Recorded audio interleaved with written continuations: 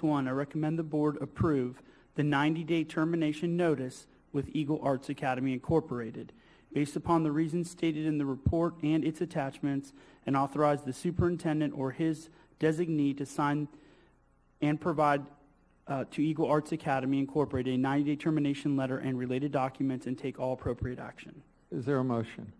Motion by Mrs. McQuinn, second. Second by Dr. Robinson.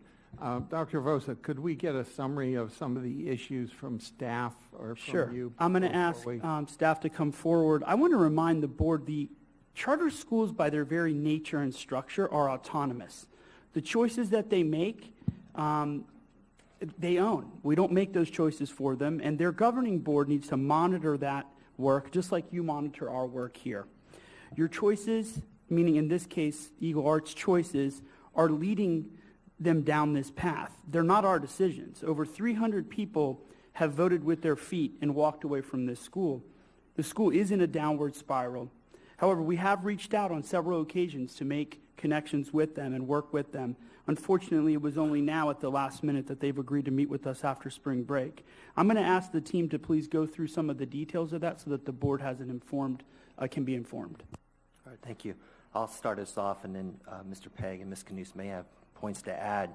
I just want the school board and superintendent and staff all have a shared responsibility to ensure fiscal accountability, and we take that responsibility seriously. And we've had issues with charter schools in the past, so we're very diligent about monitoring them closely each month. Tonight's recommendation is actually over 18 months in the making. At the start of the 2016-17 school year, we received no monthly financial reports. We had to reach out to this governing board, urging them to comply with that requirement. It wasn't until March of 2017 that we finally received the financial reports. At that time, it became evident, based on our analysis, that the school is in a deteriorating financial condition. So at that time, that triggers the requirement to go into a corrective action plan. We have now been waiting since March of 2017 to get an adequate corrective action plan, and we've made repeated attempts to work with the school and get this information. Their financial situation is dire. For the current 2017-18 school year, Eagle Arts Academy's enrollment fell nearly 40%. The previous year they were approximately 680 kids. They're down to 433 this year. That type of drop in enrollment triggers requirement that the charter school submit a revised budget. We're now in March of this school year. We are yet to receive a viable, balanced budget. We did finally get a budget from Eagle Arts in February. We found significant flaws with that budget. It basically overestimated their projected revenue by over $700,000 and underestimated their expenses by over $560,000. Our analysis is that the school is facing a $1.2 million deficit by the end of this school year.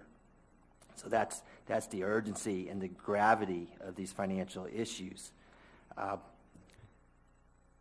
There's also been some questions about our questionable related third-party transactions. While the school is facing these financial problems, they continue. We've heard from 2 principals and Mr. Blunt. So we have 3 administrators for a relatively small school of 433 kids.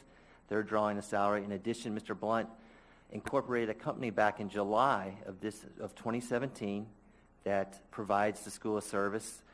Initially, that was being charged at, let me get the right number here. It was $6,000 per month. In November, Mr. Blunt lowered that fee to $3,700 per month. But his company continues to get paid, while many other vendors and the landlord do not get paid fully or do not get paid at all. Mr. Burke, I apologize. What would typically happen in our district when we go through a 10 or 15-day count and we see a school that enrollment has dropped? What do we do as a school system? So we do an 11-day count. At that point, we readjust school budgets to reflect the actual enrollment, and if that requires reducing the staffing. Right, so it's not unusual that we would have a school with 3 assistant principals reduced to 2, with 3 guidance counselors reduced to 2, because you have to be able to constantly manage that budget. Correct, and that is our practice and our model. All right, thank you. In addition to Mr. Blunt and the two principals, you heard from Mr. Joe Asen tonight. He represents the charter management company. That company is paid approximately $7,800 per month for their business services, kind of the back-end office work. And then we're concerned about a lack of disclosure by Eagle Arts Academy's management to their own independent external auditor. They did the audit for the previous school year. They didn't bother mentioning that their enrollment was down 40%. They overlooked some technology purchases, some other items that Ms. Knus could go into the details. So all of these items, we have said this is a financial issue, or there's several financial issues. We have extended another invitation to meet. That meeting, though, is not just going to be a meet and greet and well wishes. We need viable documentation that they can get to an amended budget that will get them through the year and set up a path moving forward.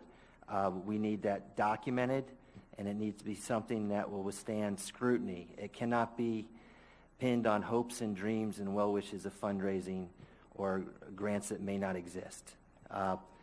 There's a lot of talk about the lease.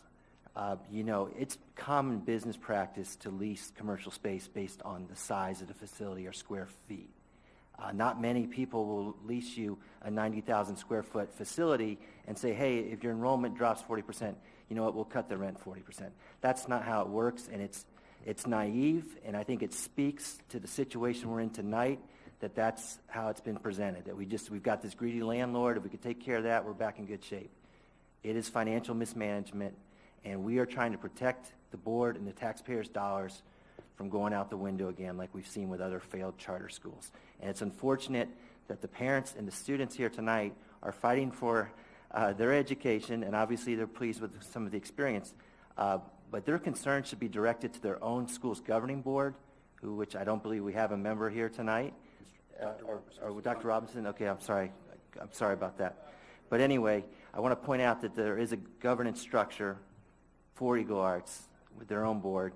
We will be addressing, our invitation to meet and resolve these issues is directed to their governing board chair, and then they need to authorize who they want to send to the table to try to address these concerns. That kind of summarizes my remarks. I don't know if... Mr. Pegg or I'm sorry. I had a question for Mr. Pegg, and then I think Mrs. McQuinn had her hand up. There were some comments made that the district has not helped them get out of financial conditions, but I know at the beginning of the year we did make a rather significant assistance. Can you explain to us what was done at the beginning related to their enrollment? Well, early in the school year, the allocation was based on last year's enrollment. And as a result, we pared back the allocation to fit that which is the current enrollment. As a result, the Eagle Arts filed a dispute against us, but we did meet, and they did have legal representation, as well as Mr. Asen was there, and it was determined that the amount that was going to be paid would be reduced to reflect the enrollment of the school. The major concern there is if we had continued to pass through the funds to Eagle Arts at the rate reflective of last year's enrollment, we'd be sitting here today with an even bigger deficit and a bigger problem, because they would owe the school district money that they had received up front that now has to be brought back to the school district budget. Right. Mrs. McQuinn and then Mrs. Andrews. This will be a little repetitive from what Dr. Avosa talked about with student enrollment, but I'd like to make sure that these incredible students who spoke tonight and their parents, who clearly are so passionate about their kids' education, understanding about enrollment. And I don't remember which speaker said this is not a financial issue, it's an enrollment issue. Enrollment is our money. And it's very difficult when you get a school budget based on the number of students who attend your school. And come 11-day count, I may have to let a music program go. I may have to let a beloved teacher go, because that is the money that the state gives us to run our schools. And when we allow a charter school it's taking money away from every other student. and that's the bottom line, because we don't recover that money. So I just wanted to make that point, that it's not about the wonderful programs. It's about the fact that if you don't have the students enrolled to pay for the programs, you can't have them. Thank you. Mrs. Andrews and then Mrs. Brill. And thank you very much. This school sits in District 6 in Wellington. I've spent quite a bit of time at the school. I was there 7 years ago when it opened. We're still as excited about the school. I've spoken to the mayor of Wellington. We are in the school, looking at the school consistently. I want to say something first to the students. You're awesome. I've been to your school many times. Congratulations on improving your school grade and your academics. A year or so ago, we didn't know where we would be. We were worried about the plan for improvement in academics. You did it. I want to thank the principals there, and you got it done, and working together to improve student achievement. When I look at Eagle Arts Academy, and we think about our own Bach and Dreyfus and other schools, it's a Title I school. It sits in Wellington, but it's a Title I school picking up children from everywhere in the county. You kind of heard that tonight. Children coming from Boca to Jupiter and everywhere else. And I just was so happy to know that kids had an opportunity when I walked the school. So that's a big piece that's very exciting to me, that everybody's accepted. The Boys and Girls Club of the Village of Wellington has partnered with the school. We've got to figure out a way to have this dialogue. We know the financial problems. I've been there from the beginning. I saw the issues with the articles in the paper on the finance. We know that we've got to come up with the money so that we can pay our bills. This is something that I've actually had a conversation with Mr. Blunt, with some of the board members, because I'm in the school a lot. I run into them. I run into the teachers.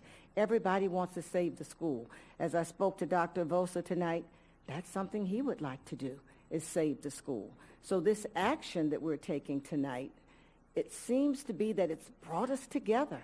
It brought us to this place tonight to talk about how we've got to save a school, because we know it's needed for our children. It's got the superintendents in here, 2 of them, this board, and everybody that's involved, including the governing board of Eagle Arts Academy, that you're going to meet after spring break at the table, because I see you shaking your head when you hear some of the folks from the district talking. It is about the money, and we've got to get it straight. But I truly have full confidence that with this plan of action that we're talking about now, since everybody is communicating, that we're going to get this problem solved. And we're not talking about pipe dreams. I've seen this school do some amazing things with the academics as well as raising money. So I'm just hoping that as we come together tonight and we leave here, even if this agenda item is passed, that after spring break, we're going to get to the table and work it out. One of the things I told the superintendent, I worry about recruitment, because the first thing that will be said is that we're shutting you down. We're not shutting you down. We're hoping now that we can come together and put the pieces together within a short period of time so that we can begin to advertise again that we're in business at Eagle Academies, because we have corrected the financial difficulties. Thank you. Mrs. Brill.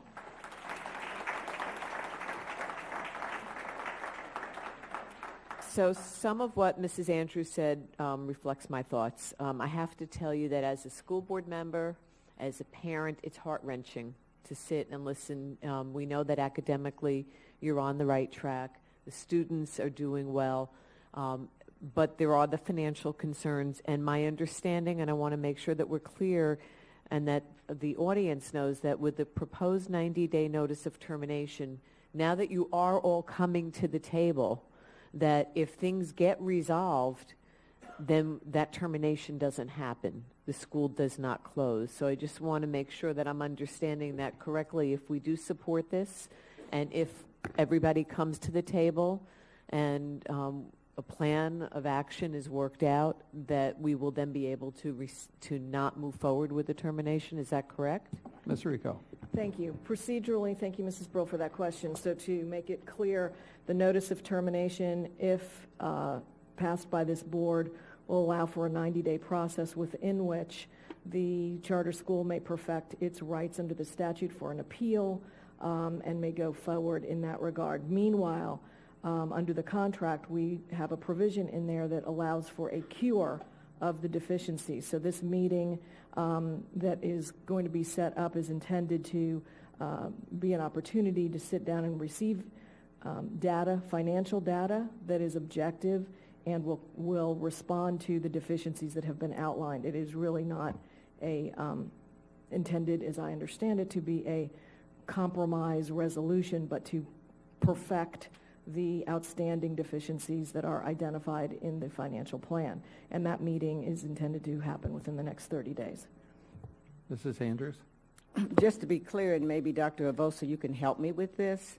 Once we do have this meeting and we go through these facts to kind of clarify where we are financially with Eagles Arts Academy, if the funding and all of the pieces of the puzzle are there, and there's a satisfaction between the school district and Eagle Arts, would that be brought back to the school board?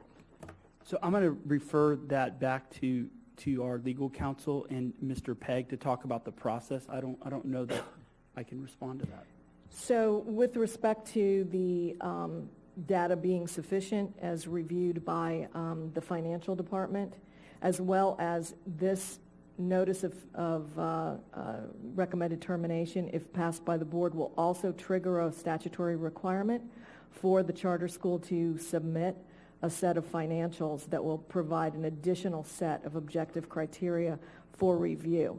So I think it would be appropriate, although there's nothing set in the process procedurally or contractually, to come back to the board. I think it would be appropriate to update the board on whether or not the matter was satisfactory, what data was obtained, et cetera. So we can devise some type of a reporting process for that. Dr. Vosa? So I want to be clear.